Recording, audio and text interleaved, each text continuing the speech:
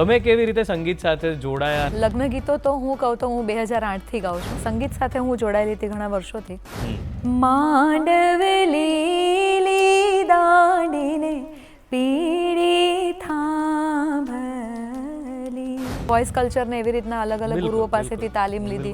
એક જ રાગને ઘણા મહિનાઓ સુધી શીખવાની તાલીમ. પટાણાની આગળ ઘણી વખત ડિસ્ક્લેમર આપવું પડે છે કે જો અમે ગાઈએ છીએ, તમે કોઈ ખોટું ના લગાડતા, 2 રોટલી વધારે ખાજો.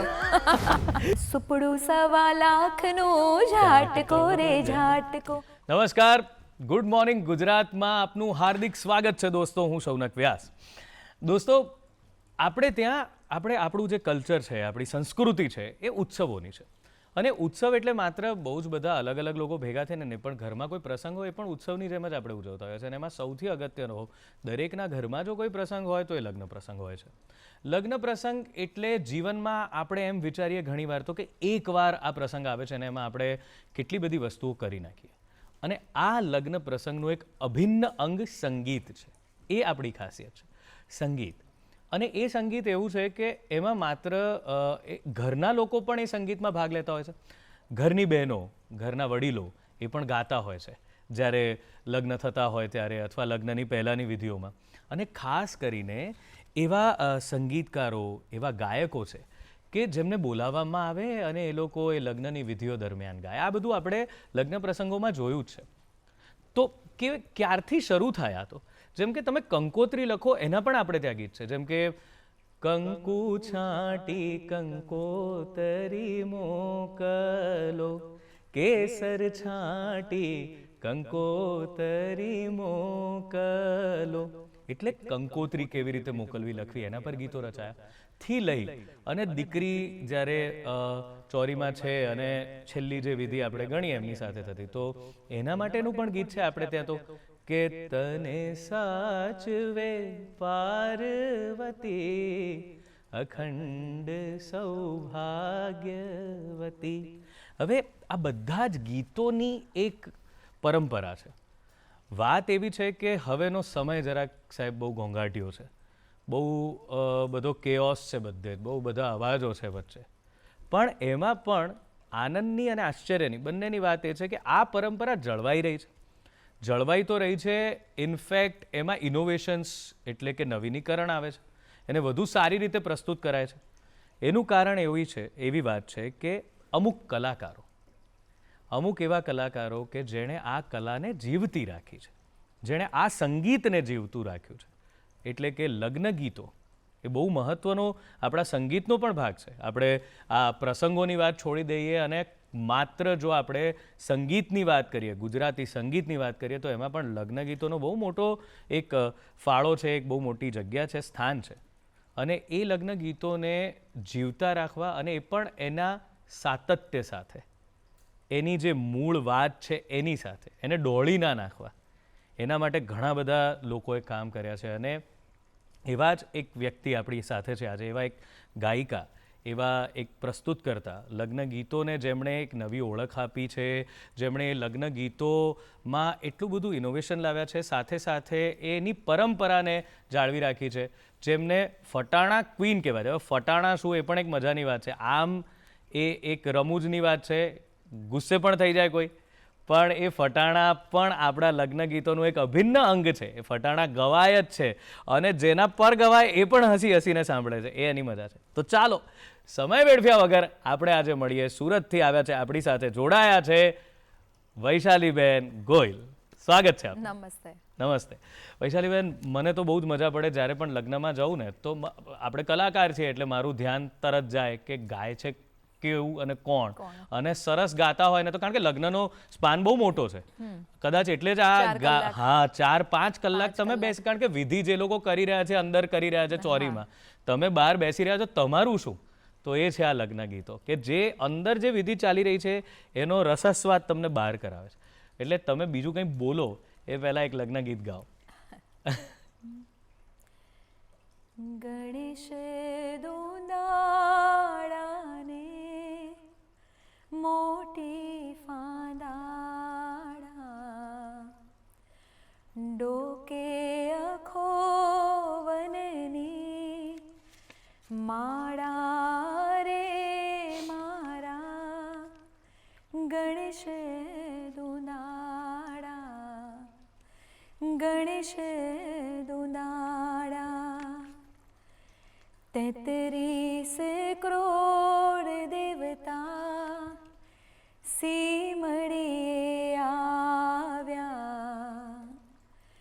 હરખ્યા છે માત પિતાના મનડા રે મારા ગણેશ દુનાળા ગણેશ દુનાળા. ક્યાં વાત છે. એવું લાગે કે જાણે આ એક લગ્નની વિધિ શરૂ થઈ રહી છે અને એમાં આવું સરસ ગીત ગવાય, ગણપતિ ગવાઈ રહ્યા છે.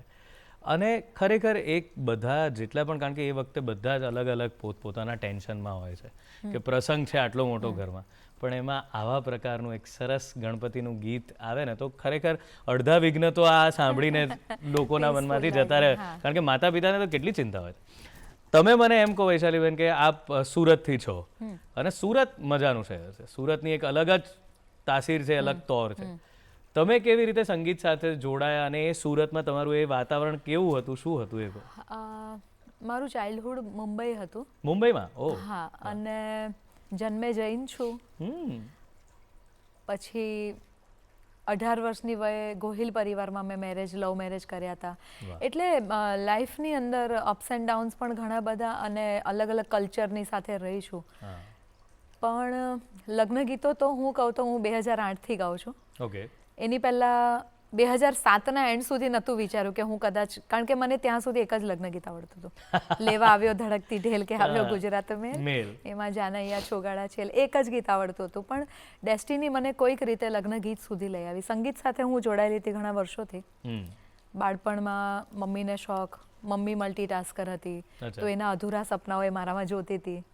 પછી એને સંગીતની તાલીમ માટે બૃહદ ગુજરાતથી સંગીતની તાલીમ મેં, અને એ મને યાદ આવે છે આછું પાતળું ત્યાં સુધી લગભગ 7મા ધોરણથી મારી સંગીતની તાલીમ શરૂ થઈ છે. હા, એટલે એની પહેલાં એવું નહીં કે બહુ પૂર્વજોમાં અથવા ફેમિલી બેકગ્રાઉન્ડ કોઈક એવું હોય કે સંગીતનું, એવું નહોતું. પણ વાતાવરણ બહુ હેલ્ધી હતું ઘરમાં, પેરેન્ટ્સ સાઈડથી બહુ મોટિવેશન ને એવું બધું હતું.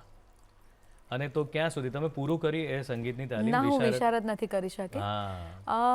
વચ્ચે મારા મેરેજ થયા, હવે તો મેરેજને ઘણા વર્ષો થઈ ગયા, પછી છોકરાઓ નાના હતા, એટલે હું વિશારદ નથી થઈ. પણ પછી મેં વોઇસ કલ્ચરને એવી રીતના અલગ અલગ ગુરુઓ પાસેથી તાલીમ લીધી. એક જ રાગને ઘણા મહિનાઓ સુધી શીખવાની તાલીમ. એટલે તમે સિંગર છો એટલે તમને ખ્યાલ છે કે આપણા સ્ટેજની રિક્વાયરમેન્ટ અથવા આપણા પોતાના પરફોર્મન્સની રિક્વાયરમેન્ટ જે હોય કે જેનાથી આપણને સંતોષ થતો હોય, એવી બધી તાલીમ પછી મેં લીધી. બિલકુલ. કારણ કે હું એવું આ પ્રશ્ન પૂછવાનો મારો આશય એટલો જ હતો કે એકવાર ઘણી વખત એ પણ જોવા મળ્યું છે કે સંગીત એવો વિષય છે કે એકવાર છૂટી જાય ને પછી ઘણા બધા છોડી દેતા હોય છે. અને એવું કહેતા કેટલાયને સાંભળ્યા છે કે હું પણ નાનો હતો ને ત્યારે શીખવા જતો હતો, ગાતો હતો, છૂટી ગયું, પછી બંધ જ થઈ ગયું. પણ તમે 38 વર્ષે, જો હું ભૂલ ના કરતો હોઉં તો પાછા આવ્યા. ચોક્કસ. તો એ પાછા આવવા વાળો પ્રસંગ કહો. આ તો બરાબર છે કે આ તો છે, પણ 38 વર્ષે એવો કયો પ્રસંગ? 38 વર્ષમાં એવું હતું શૌનકભાઈ કે 18 વર્ષે લગ્ન કર્યા એની પહેલાંનું આખું મારું ચાઇલ્ડહુડ જે હતું બોમ્બે હતું. 7th સ્ટાન્ડર્ડથી પપ્પા મમ્મી અહીંયા મૂવ થઈ ગયેલા. એ લોકોને મેડિકલ સ્ટોર એ લોકોએ ઓપન કર્યો. એ લોકો બંને,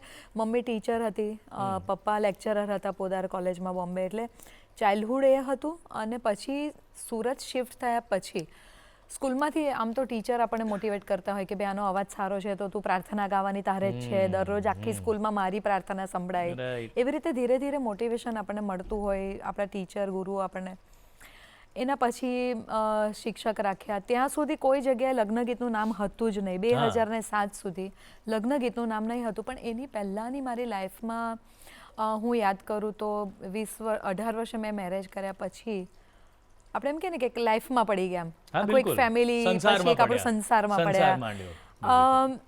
શરૂઆતના વર્ષોમાં કોઈક ફાઇનાન્શિયલ સ્ટ્રગલને કારણે, સોશિયલ સ્ટ્રગલને કારણે, ઇન્ટરકાસ્ટ મેરેજ હતા, એટલે આપણી જાતને પ્રૂવ કરવાનું એક આપણા પાસે હોય, યોગ્ય છે જે મેં નક્કી કર્યું કે હા કે ભાઈ મારું પાત્ર જે છે મેં યોગ્ય પસંદ. એટલે એના માટે બહુ શરૂઆતથી મેં ને મારા હસબન્ડનું નામ હરીન છે, તો મેં એને હરીને એવું નક્કી કર્યું કે એક આપણે પેલું જે આમ જે તોરમાં વાત કરતા હોય ને એવી રીતના મારું સ્ટેટમેન્ટ ત્યારે એવું હતું કે આખી દુનિયા તેલ લેવા જાય, આપણે વેચીએ ને.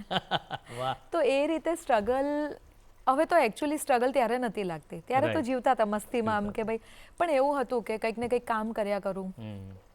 ઘણા બધા કામ કર્યા વર્ષોથી. મારા હસબન્ડનું એનું એક કામ ફિક્સ ચાલ્યા કરતું હોય કે જેન્ટ્સને કેવું ઓફિસે ગયા, બિલકુલ, ઓફિસથી આવ્યા એમનું સેલિંગનું ધ્યાન.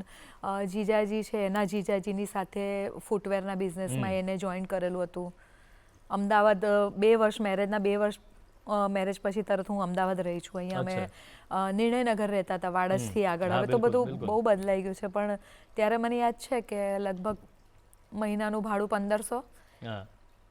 નહીં, મારા હસબન્ડનો પગાર 1500 રૂપિયા. ઓહ, એમાંથી 750 ઘરનું ભાડું અને બાકીના 750 700 રૂપિયામાં ઘર ચલાવવાનું, તમે મહિનો કાઢવાનો. ખાવાનું બનાવતા નથી આવડતું, બળી ગયું તો બહાર ખાવા જવું છે, અથવા પાછળનો દરવાજો કોઈ ગેસ્ટ આવ્યું ને 1 રૂપિયાનું દૂધ પાછળથી પેલું ભરવાડને ત્યાંથી લઈ આવવું છે. પણ એ બધા બહુ ફાઇન સમય હતો કે આપણું આપણે ત્યારે કદાચ તૈયાર થતા હોઈએ ઘડાતા એટલે હતા, મારા ઘડાતા.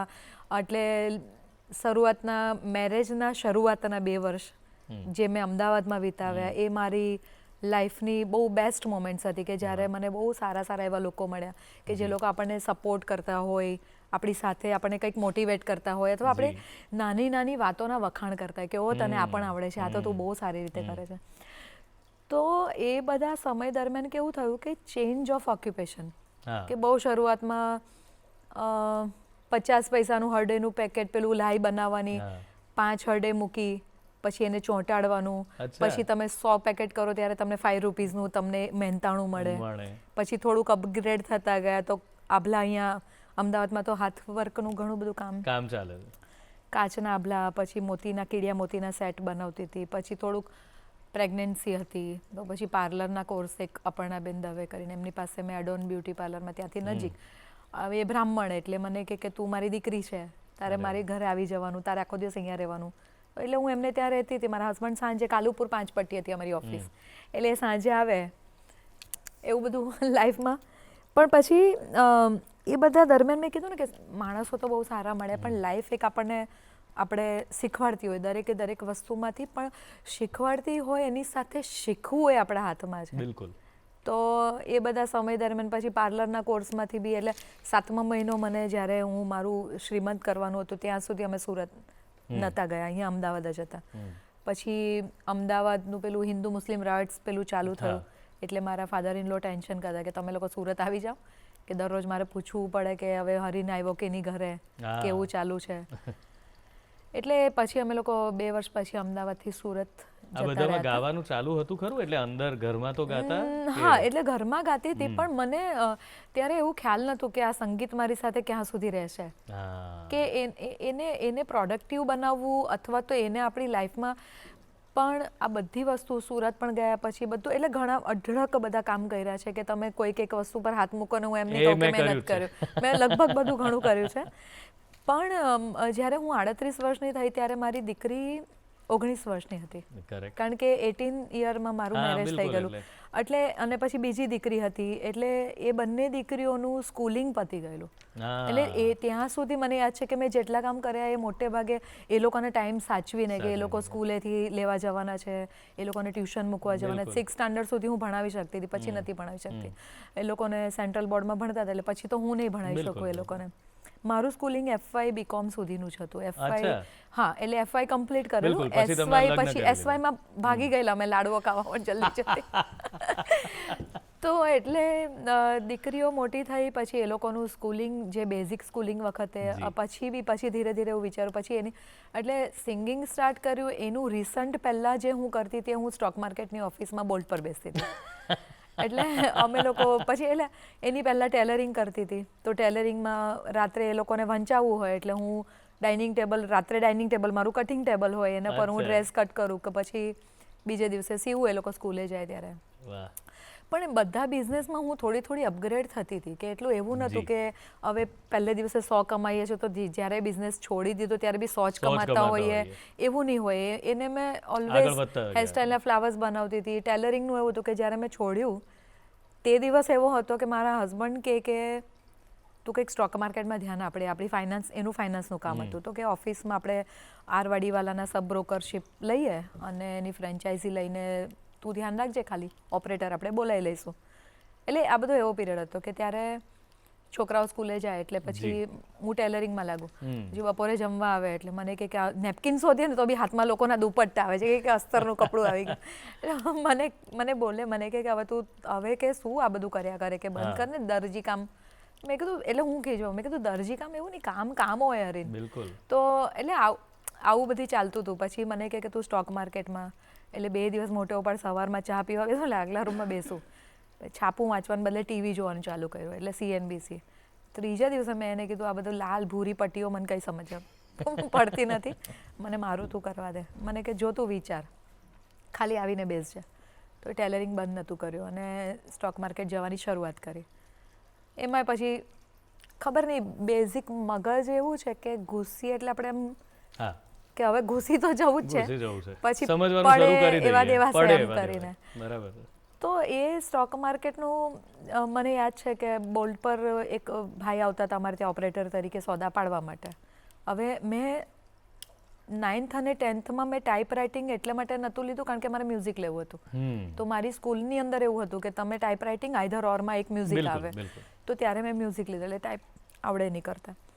ઓફિસે જાઉં તો હરીન કંઈક ફેસબુકમાં તો હું એને કહું કે આ બધું શું કરે, આ બધા ટાઈમપાસના ધંધા છે, આવું બધું. મને કે બહુ કામનું છે, તું શીખ. એટલે મારા મગજમાં બેસે નહીં. પણ કોઇન્સિડન્ટલી એવું થયું ત્યારે બી કે એક દિવસે ભાઈ આવ્યા નહીં એટલે એમ જિદ્દી મગજ આપણું થોડું કે ભાઈ સાલું એના મરઘે કેમ સવાર કરવાની એમ એ બોલે કુકડે કુક ત્યારે. એટલે પછી મને યાદ છે હું 7 દિવસ આખી રાત જાગી છું લેપટોપ ઉપર અને મને તો હવે તે ટ્રેનિંગ નથી ટાઈપ રાઇટિંગની. તો મેં પછી મારા મગજ પ્રમાણે કે સ્ટોકના નામ કયા કયા છે પહેલા જોવા દે. ટાટા સ્ટીલ છે, ટાટા મોટર છે, અબાન છે, જેટલા બધા રિલાયન્સ ફલાણા એ હું AFDFC શું કે એવી રીતે નહીં, દેશી ભાષાથી મને ટાઈપ કરતા આવડે એવી રીતે. 7મા દિવસે મેં કીધું કે હવે રોહિતભાઈ નહીં આવે ને તો હું બેસીશ બોલ્ટ પર. હવે સ્ટોક માર્કેટમાં તમને ખબર છે કે બોલ્ટ પર બેસવું એટલે કેટલું રિસ્ક થઈ જાય. એ તમારું ફ્રેક્શન ઓફ સેકન્ડમાં તો તમારો સોદો જો પડી ગયો તો. પછી અમારા જે ક્લાયન્ટ્સ હતા એ લોકો બી બધા સપોર્ટિવ હતા. બીજા દિવસે ઓફ માર્કેટમાં મેં કીધું કે કાકા થોડુંક મને વેઇટ કરજો, મને ફોનમાં લખાવી દો, હું શાંતિથી મારી રીતે કરું પણ મને થોડોક સપોર્ટ કરજો. એટલે આ હું જસ્ટ એટલે માટે કહું છું કે જ્યારે કોઈ પણ વસ્તુ શીખવાની તમારામાં ચાહના હોય તો તમે કોઈ પણ વસ્તુ શીખી શકો. આ બધી વસ્તુને લીધે શૌનકભાઈ એવું થયું કે હું મારા મનમાં એક બાજુ દ્રઢપણે માનતી થઈ ગઈ કે હું જે ધારીશ અને જો એ સાચું હશે તો હું એને કરી જ લઈશ. એટલે એક એવું હોય ને કે તમે મેન્ટલી જો સ્ટ્રોંગ હો તો એ વસ્તુ તમે એ વસ્તુની થવાની સંભાવના 90% વધી જાય. એટલે એ રીતે પછી સ્ટોક માર્કેટનું કરતાં કરતાં પછી જે સમયે હું 38 વર્ષની હતી એ સમયે પછી ધીરે ધીરે કે ભાઈ મને બધાની અમુક કોઈકની ઇન્ટ્રાડેમાં લોસ થતી હોય, મારાથી જોવાય નહીં. તો હું પછી મારા હસબન્ડને કહું કે મને આ મગજમાં નથી બેસતું. આપણે તો ગમે તે પેલા બિચારા પ્રોફિટ કરે કે લોસ કરે, આપણને તો બ્રોકરેજ મળવાની જ છે. મેં કીધું મને મગજમાં બેસતું નથી. પણ હું એને એટલે કંઈ ડિસિઝન નહીં લઈ શકતા હતા કારણ ઓફિસ ચાલુ જ હતી, બધા ટ્રેડિંગ કરતા હતા, ઇન્વેસ્ટરો હતા, ઇન્વેસ્ટ કરતા હતા. પણ પછી કોઇન્સિડન્ટલી એવું થયું કે કોઈક એક મને યાદ છે સુરતમાં બિગ બજાર કરીને એક મોલ બનેલો ત્યારે નવો. તો એમાં બધી અલગ અલગ એના પ્રમોશન માટે બધી એક્ટિવિટીઝ થતી હતી. તો ત્યારે કોઈક ડાન્સની કોમ્પિટિશન હતી. તો એ ડાન્સની કોમ્પિટિશનમાં મારા જેઠની ડોટરે ભાગ લીધેલો, કિંજલ. ત્યાં જજ આવ્યા હશે તો એમણે તે સમયે સિંગિંગ કોમ્પિટિશનનું જજિંગ કર્યું હશે સાથે. એટલે મારી જેઠની બેબી એમને ખાલી એમને જ મળ્યા કે મારા કાકીનો અવાજ બહુ સરસ છે તો તમે એમને મળી શકો. હવે એનું એટલું જ કહેવું અને એ વસ્તુ તે દિવસે ડોર ઓપન કદાચ થયા હશે મ્યુઝિક ફિલ્ડમાં જવા માટે. એટલે પછી એમને નંબર લીધો, મેં એમને ફોન કર્યો. પછી તો વાત થઈ 1 મહિનો જતો રહ્યો. તમને શું ગાતા આવડે? એટલે મને યાદ છે કે મેં એમને કીધું મને સાંવરિયો ગીત ગાતા આવડે છે. એટલે આપણે તો એટલું કોન્ફિડન્સથી બોલીએ. મને કે સારું કંઈક હશે તો હું બોલાવીશ તમને. એ બધું થયું. પછી હું સૌથી પહેલાં અત્યારે હું દૂરદર્શનમાં જ બેઠી છું ને મને હમણાં આવતા મેં યાદ કર્યું બહુ વર્ષો પહેલાંનું કે 2008ના એન્ડમાં રાષ્ટ્રીય કલા કેન્દ્ર સુરતથી ગરબા લઈને અહીંયા આવેલા હતા. દૂરદર્શન અમદાવાદમાં. એનું અહીંયા આ જ જગ્યા પર એનું શૂટિંગ થયેલું. અમે લોકો ત્યાં સામે બેસીને ગાતા હતા. અને એ હું યાદ રિકોલ કરતી હતી કે તે સમયે નૈનાક્ષીબેન વૈદ્ય અને સુરત રાષ્ટ્રીય કલા કેન્દ્રથી એમાં મેં કોરસ તરીકે પાર્ટ લીધેલો હતો. હાર્મોનિયમ પર જયભાઈ મહંત હતા, એમની સાથે આખી ટીમ હતી. એટલે આ રીતે સંગીત સાથે જોડાવાની એક શરૂઆત થયેલી હતી. પણ પછી અહીંયા આવ્યા પછી અમારી સાથેના જે બધા ભાઈઓ હતા એ કે હવે આ તો પતી ગયું, તમે પ્રોફેશનલી ગાઓ છો? મેં કીધું ગાઉં નહીં પણ ગાઈ લઉં ખરી. હા, ગાતી નથી પણ ગાઈ લઉં ખરી. એટલે એવી રીતના પછી હું જોડાતી ગઈ. હવે એ કેવી રીતે જોડાયા છે, ગાવ નહીં પણ ગાઈ લઉં ખરી, પણ આ તો ગાતા ગાતા ક્યાં પહોંચી ગયા છે. અને વિચાર કરો 2008માં જે કોરસમાં બેઠેલા હતા એમનો જ અત્યારે ઇન્ટરવ્યૂ ચાલી રહ્યો છે. એટલે એમણે જે વાત કીધી ને કે દરેક વસ્તુમાં આપણો અપ્રોચ મને કરવાનો નહીં, પણ એમાંથી મને શું આવડી શકે કે હું આમાં શું યોગદાન આપી શકું, એવો રહે તો તમે કંઈ પણ કરી શકો છો. બહુ મજાની વાતો ચાલી રહી છે એમની સાથે. મને ખબર છે કે તમારી ઈચ્છા છે કે બહુ બધા ગીતો સાંભળીએ એમની પાસેથી, જે આપણે હવે સાંભળવાના છે. પણ અત્યારે વિરામનો સમય છે તો લઈએ એક વિરામ.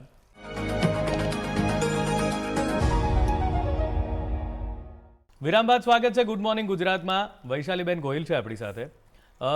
મને તો એવું હતું કે આજે એક સિંગર આપણી પાસે આવ્યા છે તો બહુ ગવડાયું છું, પણ એમની તો વાતો પણ એટલી રસપ્રદ છે કે હું જ ભૂલી ગયો કે એમને 2-4 ગીતો ગાવાનું તો કહી દઉં. કંઈ નહીં, જ્યારથી જાગ્યા ત્યારથી સવાર. વૈશાલીબેન, શરૂઆત પણ આ બ્રેક પછીની પણ એક ગીતથી જ કરો. ગીતથી કરું.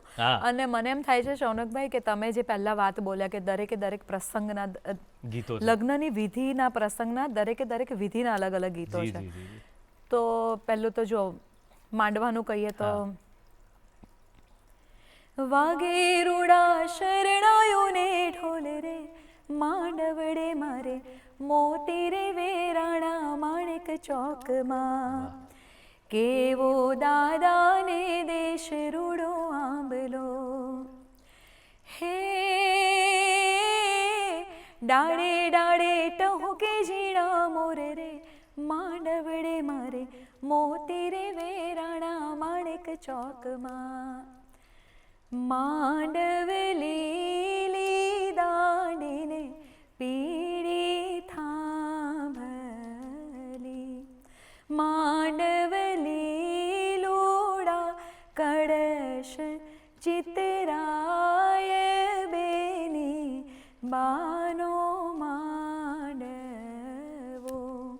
બહુ બધા છે, હું તો ગાયા જ કરીશ. હા હા, તો સારું છે ને, અમને એનાથી કોઈ જ વાંધો નથી, તમે ગાયા જ કરી શકો. પણ વાત એ છે કે આ બધા ગીતો મોટા ભાગે આપણે જ્યારે લગ્ન પ્રસંગમાં જતા હોઈએ ત્યારે એક પ્રકારના ગીતો બહુ જ ગવાતા હોય છે, પણ તમે જે આ ગીતો ગાયા ને બહુ યુનિક છે.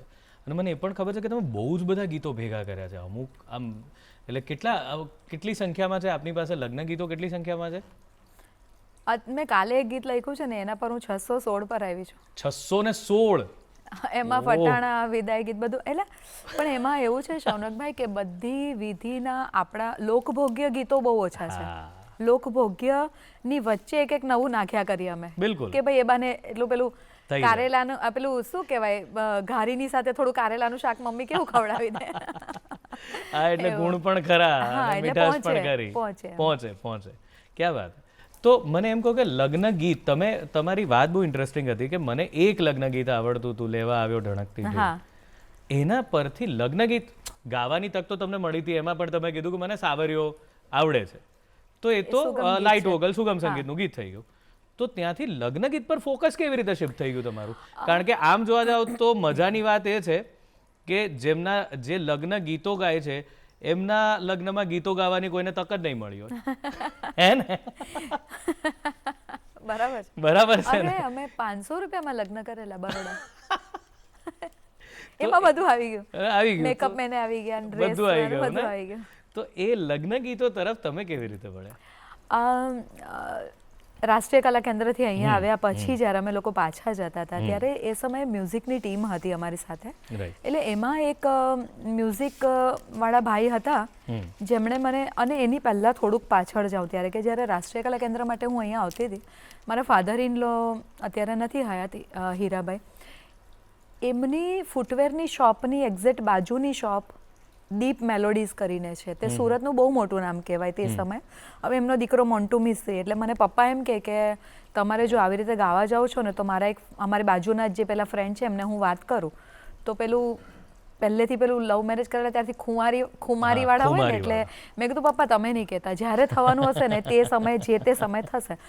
કોઇન્સિડન્ટલી મને નથી ખબર કે જે મોન્ટુભાઈ છે તે એમના જ સન છે. એટલે અમે પાછા જતા હતા ત્યારે એમણે મને બસમાં આવેલા અમે લોકો, એમણે મને પૂછ્યું કે તમે બીજું શું શું ગાઓ છો? મેં કીધું કશું નહીં. તો કે હવે નવરાત્રી આવે તમે ગાઈ શકો ખરા? કોરસ કરો? મેં કીધું હા કરું. એમ તેમ કરીને નવરાત્રિમાં એક નવરાત્રિ કોરસ કરી મેં. રાઈટ. તે સમયે પણ મને નથી ખબર કે ડેસ્ટિની મને ક્યાં લઈ જશે. નવરાત્રિ પતી પછી હવે શું? હા. તો હવે તમે કાર્યક્રમ કરશો? મેં કીધું હા કરીશ. તો તમને લગ્ન ગીત આવડે? મેં કીધું ના. તો કે અહીંયા તો બહુ ચાલે છે. તો મેં કીધું લગ્ન ગીતોમાં કેવા ગીતો હોય? એટલે કે તમારે જો છેલાજી ગાવાનું, તમારે સાંભળ્યું. તો મને મનમાં વિચાર આવ્યો કે આ તો બધા લગ્ન ગીતો નથી. પણ જે તે સમયની રિક્વાયરમેન્ટ પ્રમાણે એવું હું પણ જોતી હતી કે એક સ્ટેજ પર 3-4 સિંગર્સ હોય કે ચાલ હવે તું ગા, ચાલ હવે તું ગા. પણ પછી એક કાર્યક્રમની શરૂઆત કરી. પછી ધીરે ધીરે લોકો જાણતા થાય કે ભાઈ નવું કોઈક ગાય છે, અવાજ કદાચ ગમ્યો હોય, એ લોકોને સારું ગાય છે. પણ અહીંયા હું એક વસ્તુ મેન્શન કરું છું દર વખતે કે સૌથી પહેલાં શૈલેષભાઈ સોની કરીને સુરતમાં એક છે, એમણે કીધું કે તમે આવો કાર્યક્રમમાં. એટલે હવે એ લોકોને 4 છોકરીઓ બેઠી છે, તું ગા, બાકીના બધા જી લે, એવી રીતના કાર્યક્રમ થાય. એક ભાઈના કાર્યક્રમમાં મને કે તમે જશો? મેં કીધું હા જઈશ. કે બારડોલીથી કોઈક સિંગરો આવેલા હતા ત્યારે. અમારે કોરસ લોકોને માઇક ચેક કરવાનું હતું, એટલે કે ચલો તમે બધા હલો હલો બોલી લો. તો આપણે તો પછી કોન્ફિડન્સ તો બહુ બધો, એટલે હલો બોલવાને બદલે આપણે વક્રતુંડ મહાકાય આખું ગાઈ લીધું. એટલે જેવું ગાયું ને એટલે પેલા બાકીના જે મ્યુઝિશિયનો કે એ લોકોને તરત ધ્યાન જાય. પછી હું ઘરે ગઈ. એટલે બીજે દિવસે પેલા ભાઈનો ફોન આવ્યો. મને કે કાલે હેમાંગભાઈનો ફોન હતો, શૈલેષભાઈને કે હેમાંગભાઈનો ફોન હતો. એમણે એવું કીધું કે આ બેન કોરસ કરશે નહીં એમ કે જાજુ. એટલે હું એટલે મેન્શન કરું છું કે નાની નાની ઘણી બધી વસ્તુઓ શૌનકભાઈ લાઈફમાં એવી હોય કે જે તમને પ્રોત્સાહન પૂરું પાડે. કે એટલું બધું આપણા મગજ પર કે નહીં કરશે એનો મતલબ હું ઈગોની રીતે નહીં લઉં, પણ હું એવી રીતે લઉં કે કંઈક પોટેન્શિયલ હશે કે જેનાથી હું કદાચ ગાઈ શકીશ. એટલે પછી મને યાદ છે કે હું એક જ દિવસમાં, એટલે હું કોઈ દિવસ એવું નથી કરતી કે હવે અત્યારે એક ગીત સાંભળી લીધું, હવે બીજું ગીત બી સાંભળી લઉં, ત્રીજું ગીત બી સાંભળી લઉં. પહેલેથી આદત એવી હતી કે એક સાંભળ્યું એને હું પહેલાં મારી બુકમાં લખી લઉં, પછી એને રિપીટ મોડ પર મૂકી દઉં. એટલે રસોઈ કરતી હોઉં, ઘરનું કામ કરતી હોઉં, ડ્રાઈવ કરતી હોઉં, ત્યારે મને યાદ છે કે ત્યારે લલિતાબાના ગીતો, નીનાબેનના, અરવિંદભાઈ બારોટના ગીતો, એ બધા એક ગીતો મને લાગે છે કે મેં ઓછામાં ઓછા છે ને 100 વાર તો ઓછામાં ઓછા, એટલે રિપીટ મોડ પર હું સાંભળ્યા જ કરું. પછી તો મારા ઘરવાળા કંટાળે કે હવે આ તું કાનમાં સાંભળવાનું કર એમ કે. એટલે ધીરે ધીરે મારું કલેક્શન એવી રીતના બનાવતી ગઈ. અને લગ્ન ગીતો જ કેમ જી પ્રોફેશનલી ગાવાનું નક્કી કર્યું કે તો ત્યારે બી સ્ટોક માર્કેટ નહોતું છોડ્યું કે આખો દિવસ બોલ્ટ પર બેસું. કાર્યક્રમ તો સાંજના હોય તો સાંજના હું જાઉં. પછી ધીરે ધીરે પછી એટલે ટેલરિંગ તો તેની પહેલાં જ બંધ કરી દીધેલું હતું. મને યાદ છે કે આ બધા રિપીટ મોડ પર સાંભળવાની સાથે સાથે જે કાર્યક્રમમાં હું જતી હતી તો કદાચ હું એવું ફિલ્ટર મારી જાતે હું ફિલ્ટર કરતી હતી કે તેરે હાથ મેં મેરા હાથ હો સારી જન્નતે મેરે સાથ. એ ગીત કેવી રીતે આ સારું લાગે? હસતા મેળા વખતે આવું નહીં સારું લાગે. એટલે એ ફિલ્ટરેશન મારા મગજમાં જે તે શોમાં મારી સાથેના જે બીજા સિંગર્સ હોય એ લોકો પોતાની રીતે બધા બેસ્ટ કરતા હોય, પણ મને એવું લાગે કે આ વિધિની સાથે આ નથી સારું લાગતું, તો હું નહીં ગાઉં. એટલીસ્ટ શું ગાવું છે? કોઈક બહુ સારું ગાતા હોય તો હું એ પણ નોટ કરું કે ચાલ આ બહુ ફાઇન લાગે છે, બહુ ફીલવાળું લાગે છે. એવી રીતના મારી બુક બનતી ગઈ. હું પોતે બધું ભેગું કરતી ગઈ. એવરી ટાઈમ જે ગીત મને ગાવાનું તો બહુ બેઝિક નિયમ છે કે તમને મોઢે હોય તો તમે ફીલ, સેકન્ડ કામ તમારું ફીલનું છે, પણ પહેલું જો મોઢે જ નહીં હોય તો એવરી ટાઈમ કે એવા માંડવ, એટલે આ હું છોકરીઓને પણ કહું કે સપોઝ તમારો વોકલ કોડ અહીંયાથી પ્રેસ થાય છે તો તમારું અવાજનું ટેક્સચર ચેન્જ થઈ જાય છે. તો એવી રીતના પણ લગ્ન ગીત કેમ એ હું કહેતી હતી તમને કે being a mother of 2 daughter, every time જ્યારે હું લગ્ન પ્રસંગે ગીતો ગાતી હોઉં તો હું પોતે બહુ એની સાથે ઇન્વોલ્વ થઈ જતી હતી કે મને એમ થાય કે ઓ આ આમની દીકરી. એટલે આજની તારીખમાં બી મને મારી આખી ટીમને બધાને ખબર છે કે એવરી ટાઈમ હું દરરોજ એક વખત તો મારી આંખમાં પાણી આવે છે. પણ ઘણી વાર તો એવું થાય કે કન્યા રડતી નહીં હોય, પણ મને, કારણ કે હું મારી ડોટરને યાદ કરતી હોઉં, હું મારા મધરને યાદ કરતી હોઉં, એવી રીતના. અને એટ ધ એજ ઓફ 38 ત્યારે 40ની થઈ હોય છું તો મને એમ લાગે કે મને સંગીતનો શોખ છે, પણ આ એજ પર મારી પોતાની ગાયકી કોઈ એવી નથી કે જેમાં હું લતા મંગેશકરજીના ગીત ગાઈ શકું. પ્લસ બીજું કે ગુજરાતી લગ્ન ગીત છે એ મારી મધર ટંગ છે. ધ થર્ડ રીઝન ઇઝ કે હું ગુજરાતી ગાઉં છું અને એમાં લગ્નની વિધિના ગીતો ગાઉં છું કે જે મને મારી દીકરી સાથે, મારી પરંપરા સાથે, અને બહુ કહું ને કે બહુ શરૂઆતમાં તો શૌનકભાઈ એવું વિચાર્યું નહોતું કે આપણે અનનોઈંગલી સંસ્કૃતિને લગતું કામ કરીએ છીએ, પણ લોકોના પછી એપ્રિસિએશન એટલે એ રીતે લગ્ન ગીત સાથે તો હું જોડાઈ, પણ પછી શરૂઆતમાં મને યાદ છે કે હિન્દી સોંગ્સ પણ હું ગાતી હતી કે ભાઈ હવે એક ડિમાન્ડ હોય, ક્લાયન્ટની હોય છે ડિમાન્ડ લોકોની, એટલે ગાવું હોય, પડે. અથવા બહુ પોપ્યુલર જે ગીતો, જે લોકભોગ્ય ગીતો આજે પણ મોટે ભાગે કેરવા તાલમાં હોય છે. હા બિલકુલ. અને મારું પર્સનલ ટેસ્ટ છે દીપચંદી તાલ છે. હા. તો એ જે ફાઇટ છે અને એમાં તમારે તમારી જાતને જગ્યા કરવી અને લોકોને એ ગીતોને ગમતા કરવા, એ આખું બહુ મોટું ટાસ્ક, પણ ટાસ્ક તરીકે નથી લીધું, એ કુદરતી થતું ગયું ને લોકોને બી કે દીપચંદીમાં નહીં, કંઈક આ થઈ સારું. જાય, તમને રોકું છું વચ્ચે, પણ બહુ મજાનો તાર છે, કંઈક થઈ જાય.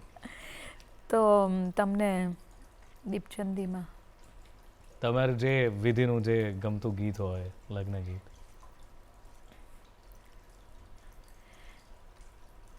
સૂરજ ઉગ્યો રે કેવડિયાની પણ છે કેવાણે રા ભલે વાયા રે સૂતા જાગો રે વસુદેવ કેવાણે રા ભલે વાયા રે. ક્યાં વાત હે. બે ત્રણ વાત પૂછવી છે. એક ફટાણા વિશે પૂછવું છે. હા, કારણ કે ફટાણાની આગળ ઘણી વખત ડિસ્ક્લેમર આપવું પડે છે કે જો અમે ગાઈએ છીએ, તમે કોઈ ખોટું ના લગાડતા, બે રોટલી વધારે ખાજો. તમે કયા ફટાણા ગાતા હો છો, અથવા તમારું સૌથી ગમતું ફટાણું કયું છે ને શું હોય છે માહોલ એ વખતે? જો મારા મતે એક પહેલા હું મારા એન્ડથી હું ડિસ્ક્લેમર આપવા માંગુ છું કે ફટાણા એ લગ્ન ગીતોનો એક પ્રકાર છે. જેવી રીતે વિદાય ગીત છે, હલ્દી એટલે કે આપણી પીઠી વિધિના ગીત છે, માંડવાના ગીત છે, એવી રીતે ફટાણા છે. ફટાણાની ડેફિનેશન હું એવી આપું છું કે જ્યારે વર પક્ષ અને કન્યા પક્ષ ભેગા થાય, આ એક રીતના ફટાણા અલગ અલગ ગવાય છે કે કાકીના ગાય, મામીના, ઘરના બી બૈરાઓ બધા માંડવે બેઠા હોય, લેડીઝ મેમ્બર્સ બધા ગાતા હોય.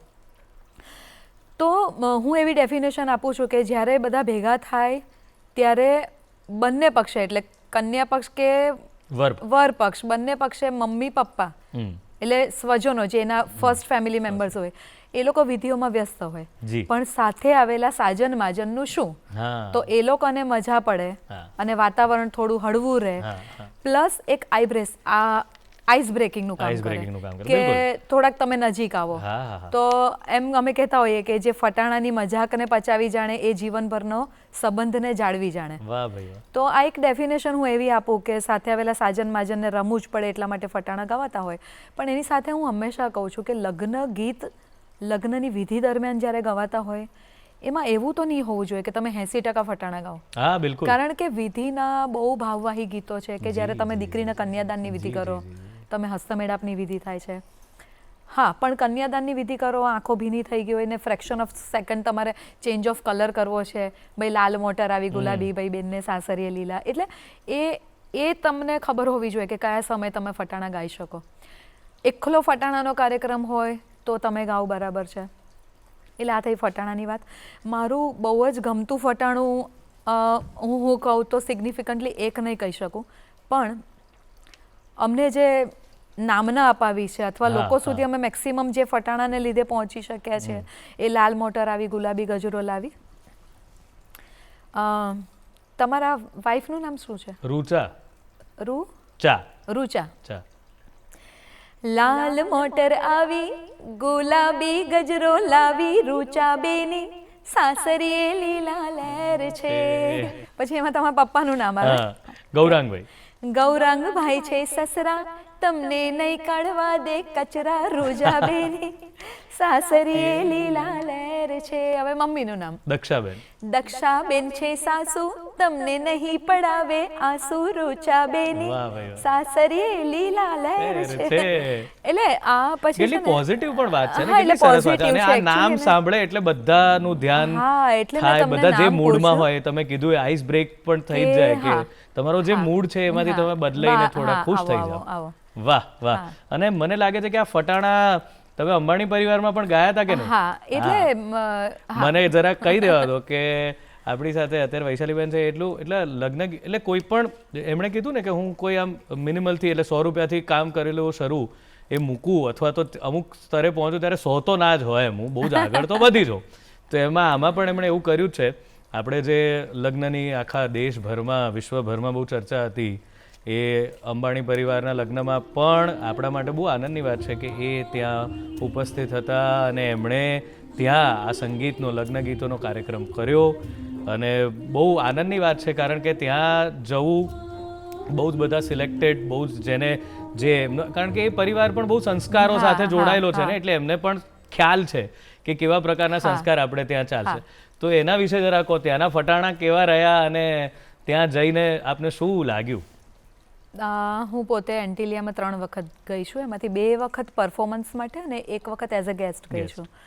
હવે અહીંયા ડિસ્ક્લેમર મારે એવું નાખવું છે કે અનંતભાઈ અને રાધિકાના વેડિંગમાં નથી ગાયું પણ વેડિંગની લીધેની વિધિઓ એટલે એમાં સૌથી પહેલાં ગોળધાણા અનંતભાઈ ને રાધિકાબેનના ગોળધાણા હતા એન્ટિલિયામાં ત્યાર પછી લગ્નની બધી વિધિઓમાં પીઠી વિધિ એટલે આપણે વડી પાપડનું ગીત, પાપડ દેજે પાતળિયાને લાડુ દેજે લાડકવાયા એનું ગીત તો ગાઓ.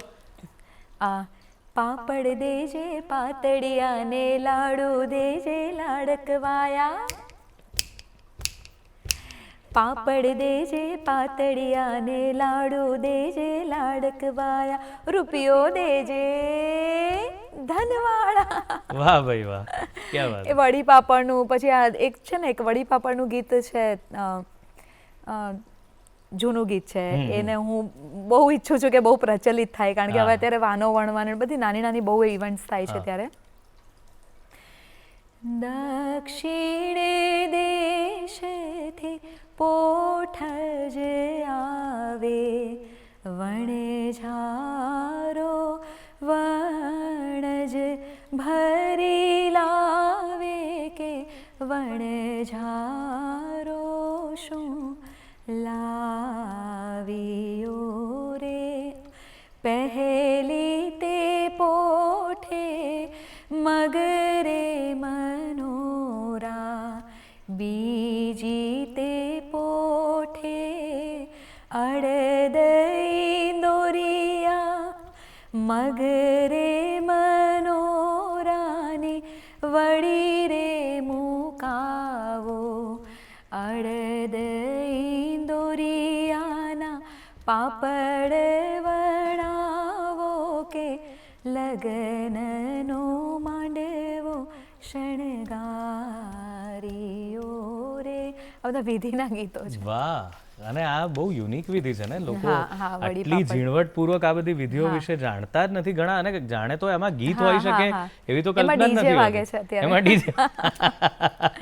તો અંબાણી પરિવારમાં જ્યારે અમે લોકો ગયા એની પહેલા ઓચિંતા એટલે ત્યારે રીલનો જમાનો નહોતો એટલે એમ સિગ્નિફિકન્ટ રીલ એવું નહોતું ખબર. બહુ વખતથી એમ એવું થાય કે ચલો ને ગાઈએ છે તો ચલો ને હવે વિડીયો ઉતારીએ એમ, એટલે એ ટાઈમે રીલ ફોર્મ હતું જ નહીં, વિડીયો ઉતારીને તમે પહેલી વાર જ્યારે કે અત્યારે 2019 એટલે બહુ સ્ટાર્ટિંગનો સમય આ બધા સોશિયલ મીડિયા માટે. તો એમ થાય કે ચલો ને ગાઈએ, અહીંયા બેઠા છે, ચલો ને વિમાનમાં જઈએ છે તો ગાઈએ, ચલો ને હવે ચા પીવા બેઠા છે તો ગાઈએ, ચલો ને હવે વિડીયો ઉતારીએ, ચલો ને મૂકીએ, એમ કરતા કરતા અનનોઈંગલી એક રીલ લાલ મોટર આવી મૂકી અને મારામાં નોટિફિકેશન આવે કરે કે એટલે મને નહીં ખબર પડે, વાયરલ શબ્દ નહોતો આવડતો મને ત્યારે કે બધું કેમ આમાં આટલા બધા વ્યૂઝ થવા માંડ્યા અને પછી મિલિયન્સ પર પહોંચી ગઈ. અંબાણી ફેમિલીમાં ગયા ત્યારે ત્યાંથી એટલે ત્યારે મારે વાત થઈ ગિરીશભાઈ સાથે કે તમારી લાલ મોટર આવી વાળી રીલ છે ફરતી ફરતી નીતાબેન પાસે પહોંચી અને એમણે એવું કીધું કે આ લોકો જે ગાય છે ને આપણે અમને બોલાવા છે. તો એવી રીતે પહોંચ્યા. એટલે મારા માટે આ ફટાણું સ્પેશિયલ હોવાનું કારણ આ એક છે. અને બીજું કે જે પરિવાર પર્ટિક્યુલરલી કઈ વિધિ માટે કયા કલાકારોને બોલાવવા એટલી ઝીણવટ અને એટલી બારીકાઈ રાખે છે, તો એના માટે એ વસ્તુ મારા માટે બહુ, અમારી આખી ટીમ માટે બહુ સ્પેશિયલ થઈ ગઈ. અને ત્યાર પછી ત્યાં ગયા પછી અઢળક શીખવાનું મળ્યું કે આજે મેં તમને પૂછ્યું કે તમારું નામ શું, તમારા વાઈફનું નામ શું, તો એ વસ્તુ બહુ ક્લિયરલી ખબર પડી કે જ્યારે તમે કોઈક લગ્ન ગીતો ગાઓ છો તો એમાં આવ્યો વરરાજીઓ ગાઓ છો તમે અથવા આવ્યો વરરાજા, એને બદલે હું એમ બોલું કે આવ્યા શૌનક કુમાર, તો એ વસ્તુ તમારા માટે સ્પેશિયલ થઈ જાય બિલકુલ, છે. બિલકુલ જ્યારે હું બોલું છું તમારું નામ ત્યારે તમારા ફેમિલી મેમ્બર્સ બધા તરત જ જોશે કે ઓ, અથવા અણવર છે તો ભાઈ પરાગભાઈ અણવર, કંઈ પણ જે પણ જેમનું નામ. તો એ જે બધી નાની નાની બારીકાઈ હતી એ અમે અંબાણી પરિવાર પાસેથી બહુ બધું શીખ્યા. અને નામના તો ઓબ્વિયસલી કે તમે ત્યાં જઈને આવો એટલે તમારા માટે એક વસ્તુ, ભાઈ પહેલા કોઈક બી પૂછે કે ભાઈ બેન તમને ગાતા આવડે છે, પછી કોઈ નહીં પૂછે. ક્યાં વાત હે. એટલે આ એક બહુ નાની વાત છે પણ એ વસ્તુ બહુ સારી છે કે એ લોકો જે કલાકારોને માન સન્માન આપે છે અને ઝીણવટભર્યું કામ તમારી પાસે લે છે, એ વસ્તુ અમારા માટે બહુ જ સરસ, બહુ જ સરસ. તો હવે જે લગ્ન ગીતો તમે પણ, મેં ઘણા હમણાંથી એક નવું પણ મેં એક કલ્ચર જોયું છે કે શાસ્ત્રોક્ત મંત્રોચ્ચાર પણ ચાલતા હોય અને લગ્ન ગીત પણ ચાલતા હોય. તો એવું શું શું ઇનોવેશન, કારણ કે VR1 આઈ થિંક એ તમારી ઇવેન્ટ કંપની છે, તમે અને તમારા અહીંયા હું છે ને એક વાત શેર કરવા માંગુ છું. આપણે કિશોરભાઈ મનરાજા, એમને વર્ષો થઈ ગયા, હમણાં કોવિડમાં એમનું દેહાંત થયું. બહુ વર્ષો પહેલાં અમારી ઇવેન્ટ કંપનીમાં એમની ટીમને લગ્ન ગીત ગાવા માટે સુરતમાં બોલાવ્યા હતા. અને એ મને ખ્યાલ છે કે એ વૈદિક મંત્રોચ્ચાર સાથેના લગ્ન ગીતોના પાયોનિયર હું ભૂલ નથી કરતી ત્યાં સુધી એઓ હતા. તો એમના કાર્યક્રમ માટે એમને બોલાવેલા. એ દિવસે હું લગ્ન ગીત ગાવા માટે બીજા સ્થળ પર હતી. મારા પાર્ટનર છે અશોકભાઈ જસાણી. કાર્યક્રમ પત્યો, વિડિયા ફેમિલી માટે એ લોકો આવેલા હતા, જસમતભાઈ વિડિયાની દીકરીના લગ્નમાં. એટલે એમણે પછી અમે લોકો બેસીને બધા વિડીયો જોતા હતા આવી રીતના. તો અચાનક એવો વિચાર આવ્યો કે આપણે આ કરી શકીએ ખરા. એટલે એ દિવસે એ લોકો શું, મેં પહેલેથી કીધું કે એક કીન તમારું ઓબ્ઝર્વેશન હોય કે શૌનકભાઈ શું કરે છે, એમાંથી મારે શું કરવું છે અને શું નથી કરવું. તો એવી રીતે પછી કે ભાઈ આપણે એક્ઝેક્ટ આવું જ નથી કરવું પણ આપણે આપણી રીતે એક વસ્તુને ડિઝાઇન કરીએ. મને યાદ છે કે એક પહેલો કાર્યક્રમ અમે ભલાણી પરિવાર માટે ડિઝાઇન કરેલો હતો. અને એકચ્યુઅલી આ એક આખો કાર્યક્રમ વૈદિક રીતે લગ્ન ગીતો, વૈદિક વિધિની સાથે એનું ડિસ્ક્રિપ્શન અને એની સાથે એના મંત્રોચ્ચારની સાથે, જે એકચ્યુઅલમાં વિધિમાં હસ્તમેળાપમાં અથવા સિંદૂર પૂરતી વખતે સૌભાગ્ય મંત્રોચ્ચાર બોલાય છે તો એ કયા, એવું નહીં કે તમે ત્યાં શિવ મહિમના ગાઈ લો, તમે ગણપતિ એવું નહીં ચાલે, એવું નહીં ચાલે. તો એ રીતે એક કાર્યક્રમ અમે બનાવ્યો સપ્તપદી. અને સપ્તપદીના નામથી એ કાર્યક્રમ અમે કદાચ અમારી અથવા કોઈના બી, હવે તો ખબર નથી થતા હશે, પણ આ હું 2017ની કદાચ વાત કરું છું કે ત્યારે અમે લોકો એક ઓડિટોરિયમમાં સપ્તપદી કાર્યક્રમનો શો રાખેલો ને એના પહેલાના વર્ષોમાં જેટલી દીકરીઓ પરણાવી એના દાદા દાદી અને એના મમ્મી પપ્પાને ઇન્વાઇટ કરેલા. અરે વાહ. અને એક ટિકિટ શો નહોતો, એ ઓપન ફોર પેરેન્ટ્સ ઓનલી અને ગ્રેન્ડ પેરેન્ટ્સ. તો એ 2.5 કલાકના શોની અંદર તમારું કર્ટેન ઓપન થાય છે, એક તમે કોન્સર્ટ જોવા ગયા છો અને લિટરલી એ શો પત્યો વિદાય ગીત સાથે. અને ત્યારે લોકો આમ ભીની આંખો સાથે એ લોકોના, એટલે એ શોની પહેલો કાર્યક્રમ અમે ભલાણી પરિવારમાં કરેલો. અને ત્યાર પછી તો હવે તો અઢળક લોકો કરે છે. મારે આ સાથે એક સંદેશો એવો પહોંચાડવો છે કે જ્યારે માયરામાં વરપૂજનની વિધિ થતી હોય તમે વિષ્ણુ મંત્ર બોલી શકો પણ તમે તે સમયે કોઈ દીકરીનું ગીત નહીં ગાઈ શકો. આ એક બહુ સામાન્ય સમજણ છે કે તમે હસ્તમેળાપની વિધિ તમારી થાય છે તો તમે કંસારનું ગીત નહીં ગાઈ શકો. હસ્તમેળાપની વિધિની સાથે ફટાણા નહીં હોય, કારણ કે એ તો બહુ મહત્વની વિધિ છે. હાથ કન્યાનો હેતે ઝાલો, ઉત્તમ કુળની છે અમારી દીકરી. તો તમે જ્યારે ગાઓ છો ત્યારે તમને ખબર નથી હોતી કે તમારા સિવાયના, તમારી ટીમ સિવાયના આખા ગ્રાઉન્ડ પર 2000 માણસ છે, 5000 છે કે 50 છે, એ લોકો તમારા અવાજની સાથે જ પેલાની સાથે કનેક્ટ થતા હોય. તો એ લોકોને તો પછી તમે ગમે તે ગાતા હો તો એ લોકોને તો જરક જ લાગ્યા કરે કે આ શું થાય છે, સમજ નથી પડતી. તો એટલે વર્ષોના જે મહેનત છે એની અંદર બહુ પછી એવી બધી મહેનત કરી કે કેટલું ડિટેલિંગ અમે કરી શકીએ છીએ. અમારા પોતાના ઘરમાં લગ્ન હોય તો અમે શું એક્સપેક્ટેશન રાખીએ.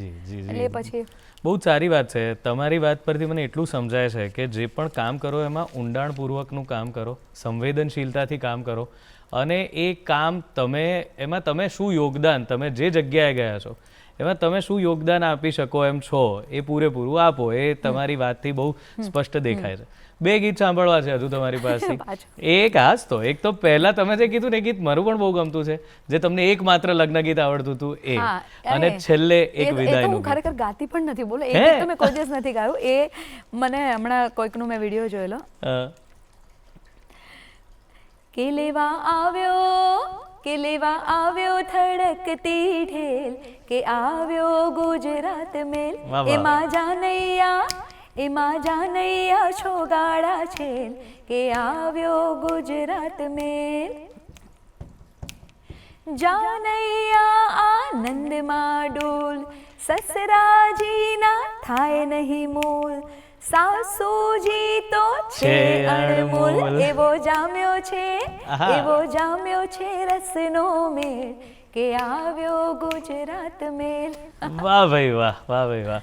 અને ઓલું અમે જે ફટાણું લાલ મોટર આવી એની સાથે અમે એક ફટાણું જોડીએ છીએ ખબર નહીં કદાચ મારા મોઢેથી કડવું ગવાતું જ નથી હા. એટલે હવે સુપડું 1.25 લાખનું ઝાટકો રે ઝાટકો પછી આમ કે લાગે ટૂન જેવા ને શકુની જેવા ને એવું બધું જે એવું બધું generally આવતું ગાતા હોય છે ને, છે. હા. તો એની પહેલા મારું થોડુંક નરેશન આવે કે ભાઈ માંડવામાં અમે આવ્યા અને સૌથી પહેલા રૂચાબેનને મળ્યા અને અમે એવું કીધું કે તમારી સગાઈ થઈ ત્યારથી આજ સુધી તો તમે તમારા સાસરે આવજાવ કરો છો તો તમને તમારા સાસુમાં કેવા લાગ્યા હા તો એમણે શું કીધું એ અમે તમારા સુધી પહોંચાડીએ એટલે પછી અમે એવું ગાઈએ કે હવે દાણા અને પાણા એટલે હું તો અત્યારે તો હવે ડિસ્ક્રિપ્શન પણ નાખું છું મારી પ્રોફાઇલમાં કે અમુક શબ્દ મને જ નથી ખબર તો એ વસ્તુ મને જ્યારે સમજણ પડી છે કે માણા રાજ શું છે માણારાજ શું છે? લેજો પનોતા વરના પોખણા તો પનોતા શબ્દ શું છે આપણે પનોતી એ વસ્તુ આખી અલગ અલગ છે. છે પનોતા શું છે હા, હા. તો લેજો લેરે પનોતું એ નહીં આવે લેજો પનોતા પનોતા પુત્ર પનોતા. આપણા નરેન્દ્રભાઈ પનોતા મોદી છે બિલકુલ. એ અર્થમાં છે કે એવા મોભીદાર વ્યક્તિ વ્યક્તિ. માણારાજ તો મોભાદાર વ્યક્તિ એવી બિલકુલ. રીતના છે તો હવે અમે લોકો એવું ગાઈએ છીએ કે સુપડું 1.25 લાખનું ઝાટકો રે ઝાટકો દાણા એટલા માંડવિયાના દાણા એટલા એટલે બધું સારું સારું જ સારું છે ચાલુ છે ઝાટકો રે ઝાટકો બોલો રૂચા બેન તમારા સાસુજી છે કેવા ટાટાણા ટાટા ટાટા તા તા તા તાના રંગે રૂડા રૂપે પૂરા સાંભળજો રંગે રૂડા રૂપે પૂરા લાગે મારી મમ્મી જેવા વાહ ભાઈ વાહ. સુપડું એટલે બહુ સાચી તો વાત છે એટલે તમારી. મીઠું મીઠું કે ભાઈ સાસુ મીઠું બી મીઠું. ખુશ થાવ હા, હા. પહેલેથી કે ભાઈ બિલકુલ ટૂન જેવા ને ક્યાં વાત હે અને બસ જો આપણે પણ અંતિમ ચરણ તરફ જઈ જ રહ્યા છીએ તો તમારા આખી વિધિમાં તમારી ગમતી વિધિ તમને કઈ કે જેમાં વિદાય. તમને વિદાય હું એ જ અને કહેવા વિદાય માટે અમારા માટે એક હું પ્રસંગ ખાલી વર્ણવવા માંગુ હા છું પ્લીઝ પ્લીઝ કે અત્યારે આટલા વર્ષો સુધીની સૌથી લાંબી વિદાય જો મેં ગાઈ હોય તો એ 1.5 કલાકની વિદાય શું ગાઈ વાત છે કરો? તમે બિલીવ નહીં કરશો 1.5 કલાક પણ હવે કેમ ગાયેલી એ હું તમને કહીશ એટલે તમે માની જશો ભાવનગર ગઢડા ગ્રાઉન્ડ તમને સાંભળ્યું હોય તો એમાં મારુતિ ઇમ્પેક્સથી સુરેશભાઈ અને દિનેશભાઈ કરીને 551 સમૂહ લગ્ન 551 551 જણાના સમૂહ લગ્ન અને ક્રાઉડ કદાચ ત્યાં 4 લાખ માણસ હતું ગ્રાઉન્ડ પર ઓહો. એટલે તમે અમે સ્ટેજ પર અમારું 4 ફૂટ ઉપર સ્ટેજ હતું દૂર સુધી જો ને એટલે તમને એકલા માયરા બધા માયરા જ દેખાય બધા દેખાય. અને પર ફેમિલી અમુક એ લોકોએ અલાઉડ કર્યા હશે એટલે 551 ઇન મલ્ટીપ્લાય બાય ધીસ એટલા દિવસ મોદી સાહેબ આવેલા હતા ત્યારે ઓહ. અને 551 જણાનું એટલે આબેહૂબ હતું કે જ્યારે એ લોકો વરમાળા એક સાથે 551 જણા કેવું સરસ લાગે. ગિનેસમાં કદાચ આવ્યું છે એરુએ તો એમાં લગ્ન ગીત ગાવાના હતા તો એ જે ફેમિલી હતા એ લોકો જ્યારે બધાને વિદાય કર્યા ને ત્યારે ઇન્ડિવિજ્યુઅલી બધાને મળીને વિદાય કર્યા એ હા. લોકોએ કંઈક પેલું દીકરીને કંઈક આપ્યું ને એવું જી. બધું કરતા જી. એટલે એ વિદાય સૌથી લોંગેસ્ટ વિદાય મેં ગાઈ છે કે ઓહ. અમે ને અમારી ટીમ લગભગ 1.5 થી પોણા 2 કલાક સુધી અને ત્યારે મને મારી જાતે બહુ સંતોષ થયો કે હું 1.5 કલાક સુધી વિદાય ગીત ગાઈ શકું છું એટલું કન્ટેન્ટ છે મારી કન્ટેન્ટ પાસે છે અને એટલી અથવા વચ્ચે આપણે દીકરી વિશેનું સ્પીચ બિલકુલ, બોલ્યા બિલકુલ. અમારી ટીમ મેમ્બર્સ કે તમે શરણાઈ પણ વગાડીને તમે 1.5 કલાક એટલે તમે બિલીવ નહીં કરો કે એ વિદાયના અનુરૂપ જેટલા રાગો હોય હા તો એમાં બધા અલગ અલગ ગીતો લીધા એની અંદર એટલે ભગવાનની કૃપા છે ના ના અને આ તમારી મહેનત છે તમારી લગન છે કારણ કે કોઈ પણ વસ્તુને ખાલી કરવી એના કરતાં એને સમજીને કંઈક એમાં કોઈકને પણ આમાં ખાલી તમે નથી એ કરી રહ્યા હા, achieve. હા. તો તમે કંઈ ગ્રહણ નથી કરી રહ્યા સામેવાળાને તો બહુ વધારે પડતું સારું લાગે અને શૌનકભાઈ હું અમારી સાથે જે દીકરીઓ મારી સાથે બહુ વધારે નજીક હોય કારણ કે અમારી સાથે પ્રેક્ટિસ કરતા હોય કશે પણ ગયા એટલે એમને એ લોકોને ખબર છે કે હમણાં બેન કહેશે ચાલો ગાઈએ ગમે ત્યાં એટલે પછી એમાં તો ટ્રોલ પણ બહુ થતા હતા કે હવે વિમાનમાં ગાવાનું મહેંદી તેવા અરે પણ અમારું મન થાય ત્યાં ગાઈએ ભલે 4 જણના કાનમાં પડે તો હું દીકરીઓને કહેતી હોઉં કે તમે જેટલું આપણે હિન્દી વર્ડ છે કદાચ શિદ્દતથી શિદ્દત, આપણે જે શિદ્દત, કામ કરતા હા. હોઈએ પેશનથી તો હું એમ કહું કે તમે ભલે ઘરમાં કાચા કેળાનું શાક બનાવો છો, હવે કાચા કેળાનું શાક બનાવતા બનાવતા હું મારું સ્ટેટસ પણ અપડેટ કરું છું અને હું સામે એટલે એ પછી શાકમાં લોચા જ હોય. એટલે હું એવું કે સિમિલરલી એક તમે નિયમ બનાવો કે હું ગીત ગાઉં છું તો 100% મારું, એટલે આજની તારીખમાં શૌનકભાઈ એવું હોય કે ગ્રાઉન્ડ પર હું સ્ટેજ પર હું કોઈક બીજી વ્યક્તિ હોઉં, મને નથી ખબર કે હું સ્ટેજ પર શું હોઉં, પણ મને મારા મગજમાં એ જ ચાલતું, મને બીજું કંઈ ખબર નહીં હોય કે હમણાં આ પહેરીને ગયા, ઓલા મને મારી સાથે એક ભાઈ હોય મને કહે કે ભાઈ આ બોલવાનું છે બેન, તો એની અંદર જ હું હોઉં, મને ખબર હોય. એટલે હું છોકરીઓને કહું કે જે એક તમારો બેઝિક નિયમ બને તે તમને આખી લાઈફમાં કોઈ પણ જગ્યાએ કામ લાગે. તમે બસની ટિકિટ લેવા માટે લાઈનમાં ઊભા છો તો પણ તમારું એ હોય ને ભાઈ તમે આમ તેમ ફાંફા મારો એટલે બીજા કોઈ ખુશી જાય. વાહ વાહ વાહ. વિદાય ગીત, વિદાય ગીત કેટલા સાંભળવા છો બોલો? આપણે 1.5 કલાક બી ચલાવીએ, 2-3 આના શોઝ ના કરી જો નાખીશું. હું અલગ અલગ સંભળાવવા માંગુ છું 2-3. જી. બહુ જાણીતું અને મારું ગમતું જે ગીત છે તો કોયલ બેઠી આંબલિયાની ડાળ, બરાબર, અને એની સાથે બીજું એટલે કોયલ માંગે કડેલાની જોડ, મારો મોરલિયો માંગે રે લટીલે લાડલી માણા રાજ, હોશીલા વીરા તમે કોયલને રે ઉડાડો આપણ દેશ. એની સાથે આપણે એમ પેલું કહે ને કે દીકરી એમ કે હવે તમારે મને જે દેવું હોય તે દેજો, મારે તો બધું છોડીને જવું છે.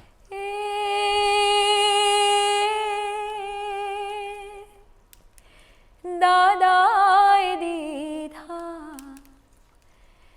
દાદાએ દીધા કાળજડાના દાન, લાડકીને હેતે વડાવ્યા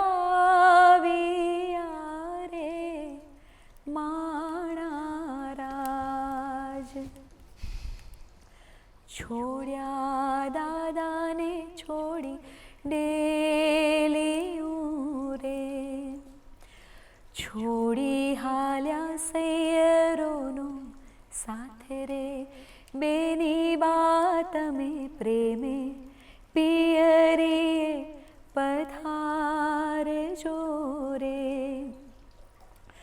સંપીને રહેજો બેની સાસરે રે, રાખજો સાસરિયાની રીત રે બેની બાત મેં પ્રેમે પિયરીએ પધારજો રે, રહેજો સાસરિયાની રીતે બેની બાત મેં પ્રેમે પિયરીએ પધારજો રે. પછી આ પેલું આપણે કહીએ ને કે હવે વેવાઈઓ એમ કહે છે કે આ ઘરનું આંગણું હવે તમારા માટે પારકું થયું, ઢોલીડા ઢબક્યા છે, ચાલો આપણે ઘેર. એટલે ઢોલીડા તો ઢબક્યા લાડી, ચાલો આપણે ઘેરે રે, ઊભા રહ્યો તો માંગું મારા દાદા પાસે શીખ રે, હવે કેવી શીખ રે લાડી, હવે કેવા બોલે રે, પરણ્યા એટલે પરાયા લાડી, ચાલો આપણે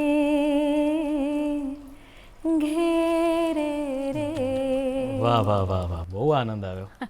સમયની મર્યાદા છે, નહીંતર અહીંયા પણ 1.5 કલાકના આજે ફરીથી વિદાય ગીત થઈ જ શકે આ એટલે છે આ ને એટલી મજાની શૌનકભાઈ, વાત છે. પરણ્યા એટલે મારે હમણાં અરવિંદભાઈ બારોટ સાથે હમણાં જ વાત થયેલી. એ મારા ગુરુ છે અત્યારે તો લગ્ન ગીત માટે. હા તો શબ્દ શુદ્ધિ બિલકુલ. કરતા હોય છે.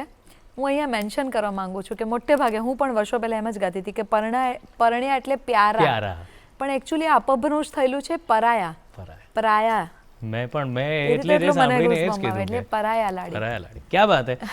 મજા પડી ગઈ આજે તમારી સાથે વાતચીત કરવાની અને તમારા ગીતો બહુ જ સરસ રીતે સાંભળવાની. આઈ હોપ કે આ જે આપણી સંસ્કૃતિ છે અને આ જે તમે જે કામ કરી રહ્યા છો એ બહુ જ દૂર સુધી જાય, હજુ પણ બધા લોકો આને વધારે સમજે. સેન્સિટિવ થવાની જરૂર છે આ મુદ્દામાં કે આપણે સંવેદનાથી આ વસ્તુને કરીએ, ખાલી એક વ્યવસાય તરીકે નહીં, તો કેટલું સરસ થઈ શકે. આપ તમે આવ્યા. હા બોલો. દૂરદર્શનના માધ્યમથી પૂછો કે તમે શું ઈચ્છા છે તમારી. હા, દૂરદર્શનના માધ્યમથી દરેક પ્રેક્ષક તરફથી હું પૂછી રહ્યો છું કે શું ઈચ્છા છે તમારી? મને મારી એક એવી ઈચ્છા છે કે જે સામાજિક વ્યવસ્થાના ભાગરૂપે લગ્ન પ્રથાને આપણે અપનાવી છે, તો લગ્ન પ્રથાનો વિષય આપણા ભણતરમાં આવે હા અને એ વિષયના પેટા ભાગ તરીકે લગ્ન પ્રથા સાથે ગવાતા લગ્ન ગીતો, એવી મારી એક નાનકડી ખ્વાહિશ છે. હા, એટલીસ્ટ એક પાઠ, એક પાઠ, કવિતા એવું કંઈક આવી એટલે શકે. લગ્ન પ્રથા, જો આપણી નવી પેઢી લગ્ન પ્રથાને સમજે તો ઘણા ડિવોર્સ અટકી જાય. મને બહુ એવું લાગે. સાચી. એટલી ગૂઢ બધી વિધિ છે. ક્યાં વાત, ક્યાં વાત. બસ તો આપની ઈચ્છા ફળીભૂત થાય. બહુ બધા લોકોએ જોયું છે, એવા લોકોએ પણ કે જે કંઈ કરી શકે એમ છે અને એવા લોકોએ પણ બરાબર કે જે કરાવી શકે એમ છે. તો આપની વાત પહોંચે. Thank you very much. Thank you. આજે આપ અહીંયા આવ્યા, બહુ આનંદ આવ્યો વાત કરીને. Thank you so much. અને દોસ્તો, હવે જવાનો સમય છે, પણ એ પહેલાં આપના ફીડબેક્સ, આપના પ્રતિભાવો ચોક્કસ મોકલો. અમારું ઈમેલ આઈડી છે goodmorninggujratshow@gmail.com અને આપના પ્રતિભાવો પર અમે ચોક્કસ કામ કરીશું.